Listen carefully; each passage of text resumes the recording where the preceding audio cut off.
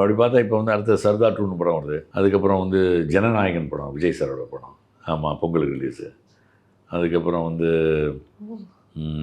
Chimbu Deven sir படம் ஒன்று, new film. அதெல்லாம் நல்லாயிருக்கும். ஒரு ஹியூமர் கலந்த ஒரு கேரக்டர் அது. ஜனநாயகன்லையும் ஜனநாயகம் ஹியூமர் இல்லை, ஜனநாயகம் நல்ல கேரக்டர். சொல்ல மாட்டீங்களா? படம் பாரு நல்லா இருக்கும். ஸோ அந்த மாதிரி ஒரு டிஃப்ரெண்ட் கேரக்டர்ஸ் அமைப்பேன்.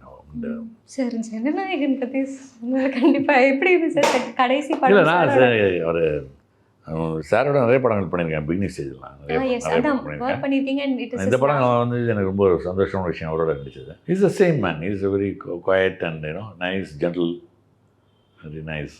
விஜய் பொறுத்த வரைக்கும் அந்த கடைசி படம்ங்கிற ஒரு இது இருந்துச்சா சார் அந்த செட்டில்? எனக்கு அதை பற்றி இல்லை. எனக்கு வந்து ஐ saw him as my colleague and I was acting long time back. So ரொம்ப வருஷம் கழிச்சு மீட் பண்ணுறோம் திரும்ப. So happy that